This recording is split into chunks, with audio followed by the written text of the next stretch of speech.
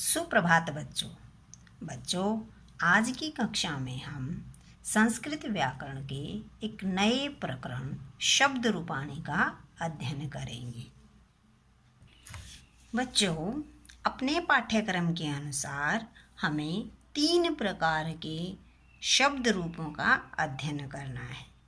Number 1 pulling, जैसे राम, देव और बालक।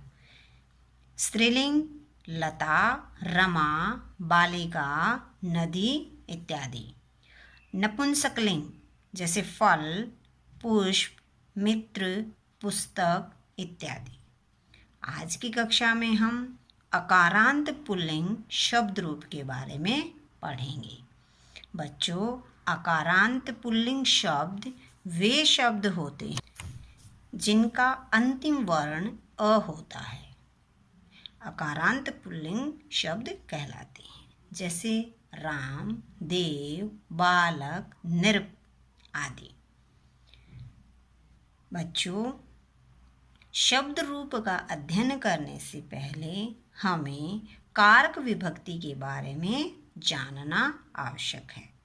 आइए पहले हम कारक विभक्ति के बारे में जानते हैं। कारक क्या होता है?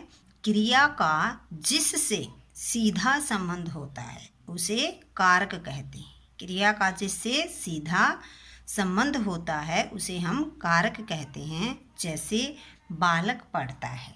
बालक पढ़ता है में क्रिया क्या है? पढ़ना।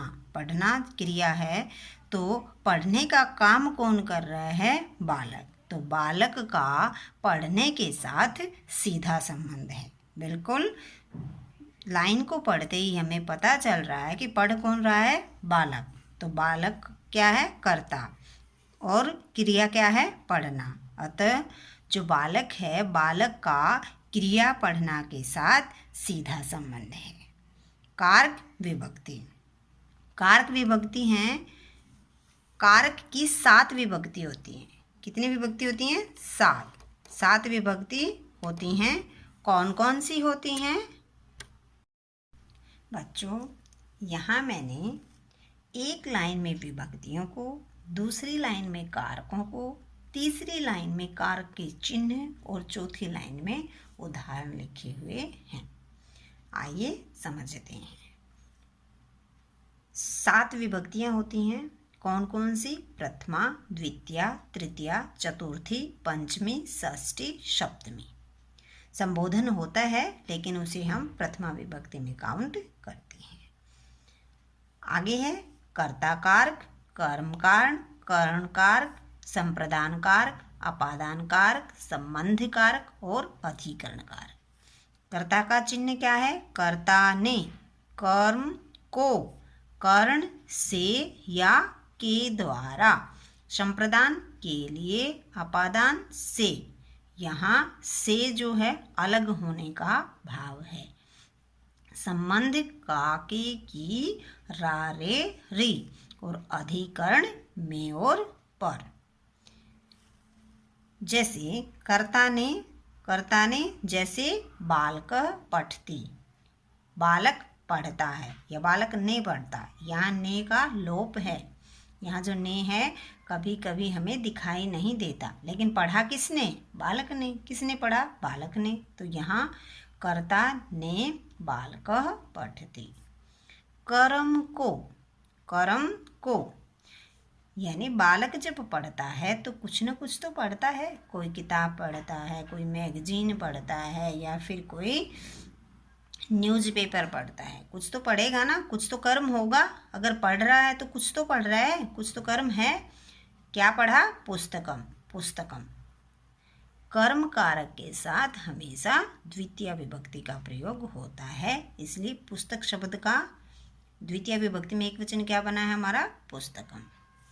कर्ण से या के द्वारा, कोई न कोई ऐसा माध्यम है जिसके द्वारा वो कर रहा है काम। मनसा, मन से। बच्चा जो है वो किताब को मन से पढ़ रहा है, बिल्कुल मन लगाकर। टीचर आपको बोलता है कि बच्चों मन लगाकर पढ़ो, ध्यान से पढ़ो, तो यहाँ जो है ऐसा जब कभी माध्यम होता है तो वहाँ हम तृतीया विभक्ति का प्रयोग करते हैं। कैसे पढ़ रहा है? मन से, मनसा। संप्रदान के लिए, संप्रदान क्या होता है? के लिए। संप्रदान कारक में हमेशा चतुर्थी विभक्ति का प्रयोग होता है।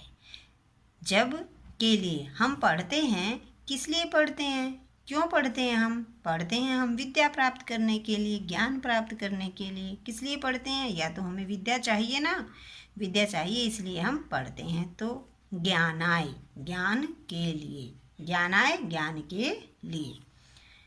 पंचमी, पंचमी विभक्ति जो है उसका प्रयोग अपादान कारक में होता है, और अपादान जो होता है उसका जो चिन्ह होता है वो से, या जो से होता है कर्ण में भी सेम है और अपादान में भी सेम है। लेकिन अंतर क्या है कि यहाँ किसी के थ्रू कोई काम हो रहा है और यहाँ पर उससे अलग होने का भाव दर्शाया जाता है। जैसे अब बच्चा पढ़ रहा है, क्या पढ़ रहा है? पुस्तक पढ़ रहा है। कैसे पढ़ रहा है? बड़े ध्यान से, बड़े मन लगाकर पढ़ रहा है। क्यों पढ़ रहा है? क्योंकि उसे ज्ञान चाहिए, ज्ञान के लिए पढ़ रहा है। अब किससे पढ़ रहा है? किससे पढ़ रहा है? आचार्यात, अपने अध्यापक से। आचार्यात, अध्यापक से पढ़ रहा है, अध्यापक से पढ़, आचार्यात। षष्ठी विभक्ति में है संबंध। षष्ठी विभक्ति का कारक क्या है? संबंध। और संबंध दर्शाता है जैसे एक दूसरे के रिश्ते को, जैसे उसका, उसकी, उसके। अभी जैसे बोलो कि राम श्याम का भाई है, तो राम का श्याम के साथ संबंध है, किस चीज़ का? भाई का। ऐसे ही उदाहरण लिखा है विज्ञान से। जब बच्चा पुस्तक पढ़ रहा है तो पुस्तक किसी न किसी चीज़ की तो होगी, चाहे वो संस्कृत की होगी, चाहे वो हिंदी की होगी, चाहे वो मैथ की होगी, चाहे वो विज्ञान की होगी। तो किसकी पुस्तक पढ़ रहा है? विज्ञानस्य या संस्कृतस्य, कुछ भी लिख सकते हैं यहाँ पे।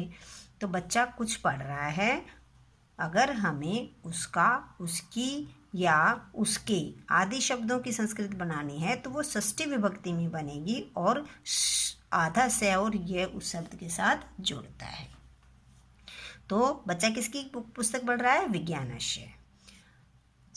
अधिकरण में हम सप्तमी विभक्ति का प्रयोग करते हैं और जिसका कारक चिन्ह होता है में और पर। में, पर, कहीं पर भी वो पढ़ता है। बच्चा पुस्तक पढ़ रहा है, बड़े ध्यान से पढ़ रहा है, मन लगाकर पढ़ रहा है, ज्ञान प्राप्त करने के लिए पढ़ रहा है, अपने अध्यापक से पढ़ रहा है। किसकी पुस्तक पढ़ रहा है? विज्ञान की पुस्तक पढ़ रहा है। तो कहीं न कहीं बैठ के वो पढ़ रहा है, या तो विद्यालय में या फिर घर पे। विद्यालय अथवा या तो विद्यालय में पढ़ रहा है या घर में गृह आ जाएगा। गृह घर पर भी पढ़ सकता है और विद्यालय में भी पढ़ सकता है, कहीं पढ़ रहा है। तो इस उदाहरण से हमें क्या समझ में आया कि संस्कृत में 7 विभक्ति और 7 कारक होते हैं और सातों कारकों का अपना अपना एक चिन्ह होता है या पहचान होती है, जिसके थ्रू हम पहचान सकते हैं कि यह कौन सा कारक है अथवा कौन सी विभक्ति है। देखिए, कौन पढ़ता है? पढ़ कौन रहा था? बालक। बालक पढ़ रहा था तो बालक क्या हो गया? कर्ता। पढ़ कौन रहा था? बालक। बालक क्या हो गया? कर्ता। क्या पढ़ रहा है? क्या पढ़ रहा है? बच्चा क्या पढ़ रहा है? पुस्तक। पुस्तक को पढ़ रहा है तो को, पुस्तक को। तो कर्म क्या हो गया? ये कर्म। कैसे पढ़ रहा है? कैसे पढ़ रहा है बच्चा? पुस्तक कैसे पढ़ रहा था? मनसा, मन लगाकर। मन से पढ़ रहा था, मनसा, मन लगाकर। बड़े मन से पढ़ रहा है बच्चा, बच्चा मन लगाकर पढ़ रहा है तो मनसा। यहाँ कर्णकार। किस लिए पढ़ता है? हम पढ़ते हैं किस लिए पढ़ते हैं? ज्ञान प्राप्त करने के लिए, ताकि हमें ज़्यादा से ज़्यादा नॉलेज हो, इसके लिए ही पढ़ते हैं ना। तो ज्ञानाय, ज्ञानाय चतुर्थी विभक्ति है और चतुर्थी विभक्ति में हमेशा संप्रदान कारक होता है। किससे पढ़ता है? किससे पढ़ता है या कौन पढ़ा रहा है उसे? कौन उसे समझा कौन रहा है उसे? आचार्यात, यानी उसका जो शिक्षक है, जो गुरु है, जो आचार्य है, उसे पढ़ा रहा है। कहाँ पढ़ाता है? कहाँ पढ़ा रहा है? विद्यालय, विद्यालय में। कहाँ पर पढ़ा रहा है? विद्यालय में। जो शिक्षक है वो विद्यालय में बच्चे को पढ़ा रहा है। तो देखिए यहाँ इसके थ्रू हमने समझा कि 7 विभक्ति होती हैं, 7 ही कारक होते हैं और 7 कारकों का अपना अपना एक चिन्ह या एक